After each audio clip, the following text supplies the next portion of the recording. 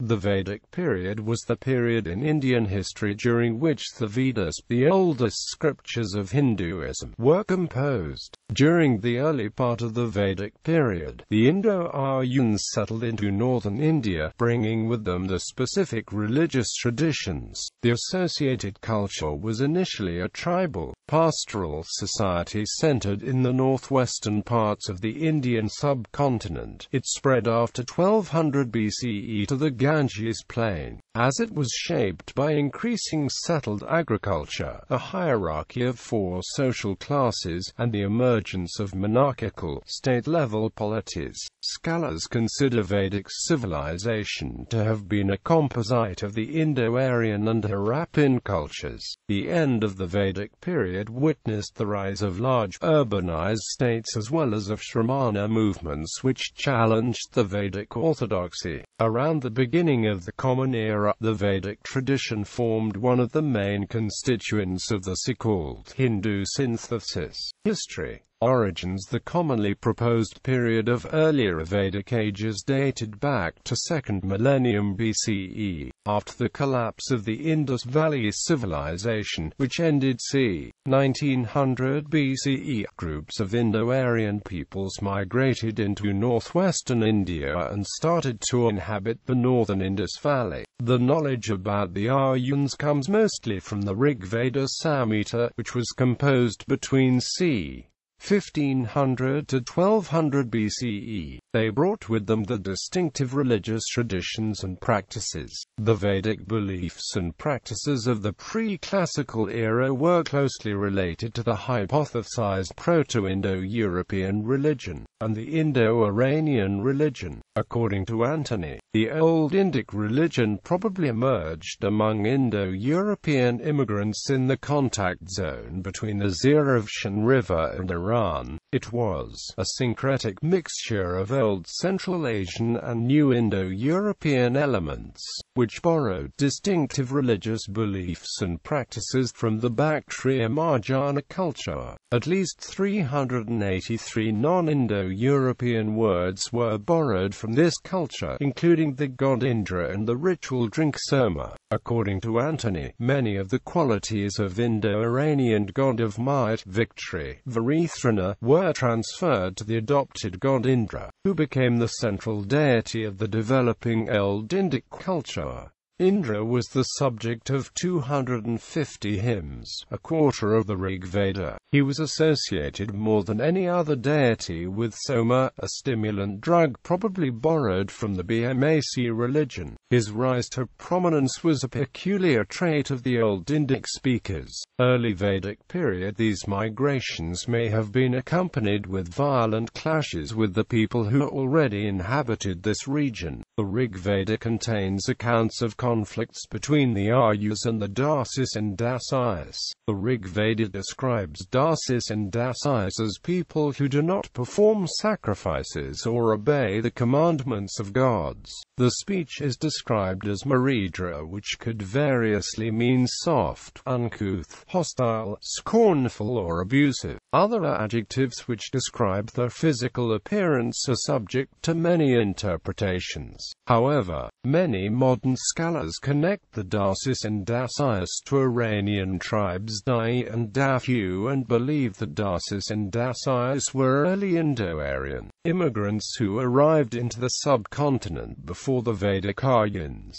Internecine military conflicts between the various tribes of Vedic Aryans are also described in the Rig Veda. Most notable of such conflicts was the Battle of 10 Kings, which took place on the banks of the river Parushni. The battle was fought between the tribe Bharatas, led by their chief Sudas, against a confederation of 10 tribes: Pur, Jadu, Turvarsha, Anus, Druhu, Alina, Balanas, Patha, Shiva, Vishanan. Bharatas lived around the upper regions of the river Saraswati, while Puras, the western neighbors, lived along the lower regions of Saraswati. The other tribes dwelt northwest of the Bharatas in the region of Punjab. Division of the waters of Ravi could have been a reason for the war. The Confederation of Tribes tried to inundate the Bharatas by opening the embankments of Ravi, yet Sudras emerged victorious in the Battle of 10 Kings. Purakutsa, the chief of Puris, was killed in the battle, and the Bharatas and the Puris merged into a new tribe, Kuru, after the war. Later Vedic period, after the 12th century BCE, as the Rig Veda had taken its final form, the Vedic society transitioned from semi-nomadic life to settled agriculture. Vedic culture extended into the western Ganges plain. The Gangetic plains had remained out of bounds to the Vedic tribes because of thick forest cover. After 1000 BCE, the use of iron axes and plows became widespread and the jungles could be cleared with ease. This enabled the Vedic Aryans to settle at the western Gangetic plains. Many of the old tribes coalesced to form larger political units. The Vedic religion was further developed when the Indo-Aryans migrated into the Ganges plain after c. 1100 BCE and became settled farmers, further syncretizing with the native cultures of northern India. In this period the Varna system emerged, state Kulka and Rothaman, which in this stage of Indian history were hierarchical order of estates which reflected a division of labor among various social classes. The Vedic period estates were 4: Brahmin priests and warrior nobility stood on top, free peasants and traders were the third, and slaves, laborers and artisans, many belonging to the indigenous people, were the fourth. This was a period where agriculture, metal and commodity production as well trade greatly expanded, and the Vedic era texts including the early Upanishads and many sutras important to later Hindu culture were completed. The Kuru Kingdom, the earliest Vedic state, was formed by a super tribe which joined several tribes in a new unit. To govern this state, Vedic hymns were collected and transcribed, and new rituals were developed, which formed the now orthodox Rota rituals. Two key figures in this process of the development of the Kuru state were the king Parikshit and his successor Janamejaya, transforming this realm into the dominant political and cultural power of northern Iron Age India. The most famous of new religious sacrifices that arose in this period were the Ashvamedha. This sacrifice involved setting a consecrated horse free to roam the kingdoms for a year.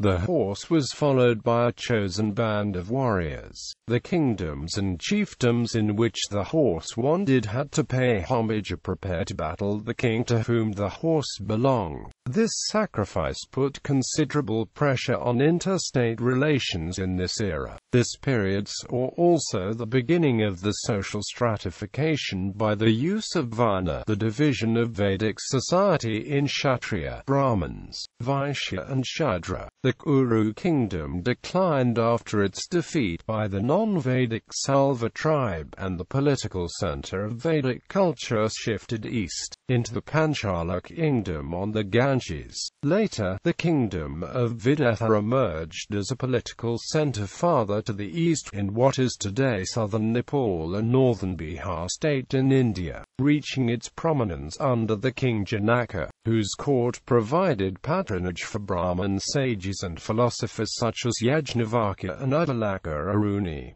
Second urbanization. By the 6th century BCE, the political units consolidated into large kingdoms called Mahajanapadas. The process of urbanization had begun in these kingdoms, and commerce and travel, even over regions separated by large distances, became easy. Anga, doorstep of modern-day West Bengal, a small kingdom to the east of Magadha, formed the eastern boundary of the Vedic culture. Yadavas expanded towards the south and settled in Mathura. To the south of the kingdom was Vatsa, which was governed from its capital Kausambi. The Narmada River and parts of northwestern Deccan formed the southern limits. The newly formed states struggled for supremacy and started displaying imperial ambitions. The end of Vedic India is marked by linguistic, cultural and political changes. The grammar of Panini marks a final apex in the codification of Sutra texts, and at the same time the beginning of classical Sanskrit. The invasion of Darius I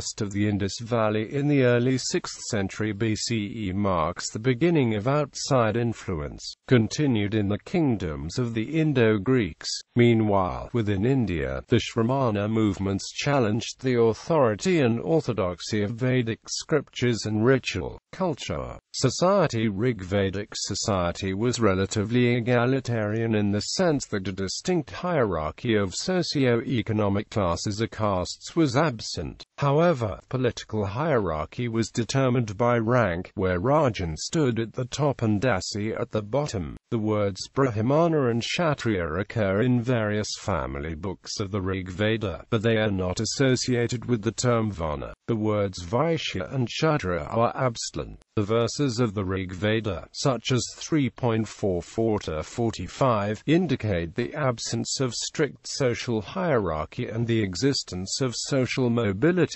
O Indra, fond of Soma, would you make me the protector of people, or would you make me a king? Would you make me a sage who has drunk Soma? Would you impart to me endless wealth? The Vedic household was patriarchal and patrilineal. The institution of marriage was important, and different types of marriages, monogamy, polygyny and polyandry, are mentioned in the Rig Veda. Both women sages and female gods were known to Vedic-Aryans. However, hymns attributable to female sages are few, and female gods were not as important as male ones. Women could choose the husbands and could remarry if the husbands died or disappeared. While the wife enjoyed a respectable position, she was subordinate to her husband. People consumed milk, milk products, grains, fruits, vegetables and meat. Clothes of cotton, wool and animal skin were worn. Soma and Sura were popular drinks in the Rig Vedic society, of which Soma was sanctified by religion. Flute, lute, harp, cymbals, and drums were the musical instruments played, and a heptatonic scale was used. Dancing, dramas, chariot racing, and gambling were other popular pastimes. The emergence of monarchical states in the later Vedic age led to a distancing of the Rajan from the people and the emergence of a Varna hierarchy. The society was divided into four social groups: Brahmanas, Kshatriyas, Vaishyas and Shudras. The later Vedic text fixed social boundaries, roles, status and ritual purity for each of the groups. The Shatapada Brahmana associates the Brahmana with purity of parentage, good conduct, glory, teaching or protecting people; Kshatriya with strength, fame, ruling, and warfare; Vaishya with material prosperity and production-related activities such as cattle rearing and agriculture; Shudras with the service of the higher Varnas. The effects of Rajasuya sacrifice depended on the Varna of the sacrificer. Rajasuya endowed Brahmana with luster, Kshatriya with valor, Vaishya with procreative power and Shudra with stability. The hierarchy of the top three Varnas is ambiguous in the later Vedic texts. Panchavamsha Brahmana and verse 13.8.3.11 of the Shatapada Brahmana place Kshatriya over Brahmana and Vaishya, whereas verse 1.1.4.12 places Brahmana and Vaishya over the Kshatriya and Shudra. The Purusha Sukta visualized the four Varnas as hierarchical, but interrelated parts of an organic whole. Despite the increasing social stratification in the later Vedic times, hymns like Rig Veda X 112 suggests some amount of social mobility. I am a reciter of hymns, my father a physician, and my mother grinds with stones. We desire to obtain wealth in various actions. Household became an important unit in the later Vedic age. The variety of households of the Rig Vedic era gave way to an idealized household which was headed by Gritapati. The relations between husband and wife, father and son were hierarchically organized, and the women were relegated to subordinate and docile roles. Polygyny was more common than polyandry, and texts like Taittiriya Samhita indicate taboos around menstruating women. Various professions women took to are mentioned in the later Vedic texts. Women tended to cattle, milked cows, carded wool, were weavers, dyers, and corn grinders. Women warriors such as Vishvala, who lost a leg in battle, are mentioned.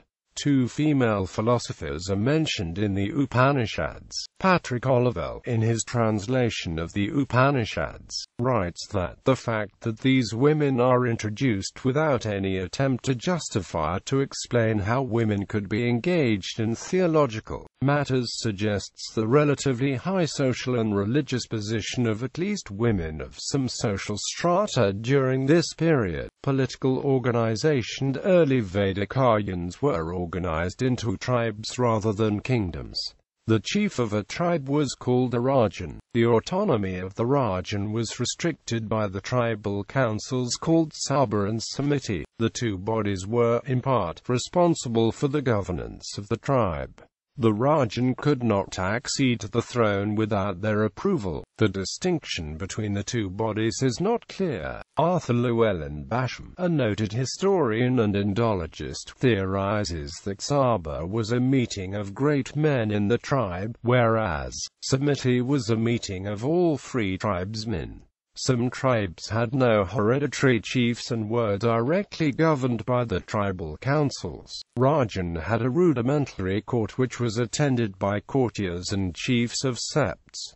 The main responsibility of the Rajan was to protect the tribe. He was aided by several functionaries, including the Purohita, the Senani, Dutas and Spash. Purohita performed ceremonies and spells for success in war and prosperity in peace. In the later Vedic period, the tribes had consolidated into small kingdoms, which had a capital and a rudimentary administrative system. To aid in governing these new states, the kings and the Brahmin priests arranged Vedic hymns into collections and developed a new set of rituals to strengthen the emerging social hierarchy. The Rajan was seen as the custodian of social order and the protector of Rashtra. Hereditary kingship started emerging, and competitions like chariot races, cattle raids, and game of dice, which previously decided who was worthy of becoming a king, became nominal.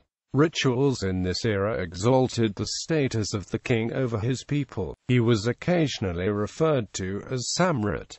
Rajan's increasing political power enabled him to gain greater control over the productive resources. The voluntary gift offering became compulsory tribute. However, there was no organized system of taxation. Sabha and Samiti are still mentioned in later Vedic texts, though, with increasing power of king, their influence declined. By the end of the later Vedic age, different kinds of political systems such as monarchical states, oligarchical states, and tribal principalities had emerged in India. Economy in the Rig Vedic period was sustained by a combination of pastoralism and agriculture. There are references in the Rig Veda to leveling of fields, seed processing, and storage of grains in large jars. War booty was also a major source of wealth. Economic exchanges were conducted by gift-giving, particularly to kings and priests, and barter using cattle as a unit of currency. While gold is mentioned in some hymns, there is no indication of the use of coins. Metallurgy is not mentioned in the Rig Veda, but the word as and instruments made from it such as razors, bangles, axes are mentioned. One verse mentions purification of eyes.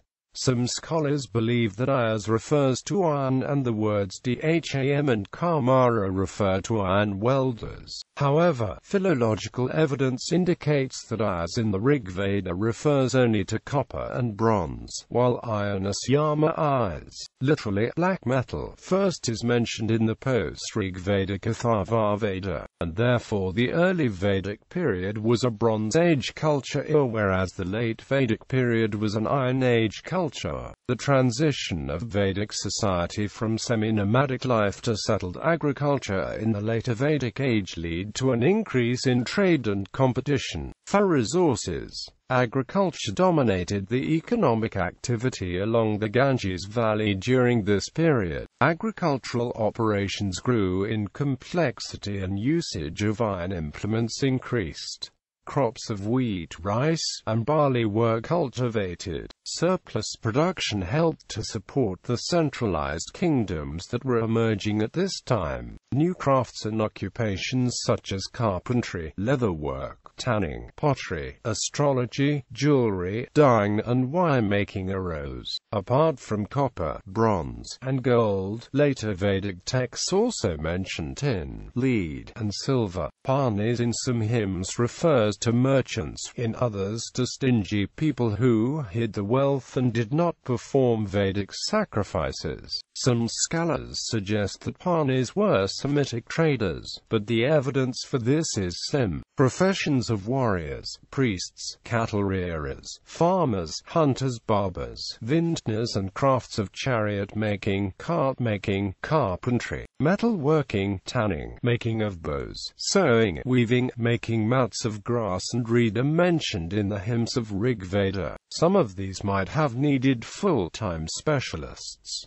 There are references to boats and oceans. The Book X of the Rig Veda refers to both eastern and western oceans. Individual property ownership did not exist and clans as a whole enjoyed rights over lands and herds. Enslavement in the course of war or as a result of non-payment of debt is mentioned. However, slaves worked in households rather than production-related activities. Religion. The Vedic forms of belief are one of the precursors to modern Hinduism. Texts considered to date to the Vedic period are mainly the four Vedas, but the Brahmanas, Aranyakas, and the older Upanishads as well as the oldest Shruta Sutras are also considered to be Vedic. The Vedas record the liturgy connected with the rituals and sacrifices performed by the 16 or 17 Shruta priests and the Purohitas. The Rishis, the composers of the hymns of the Rig Veda, were considered inspired poets and seers.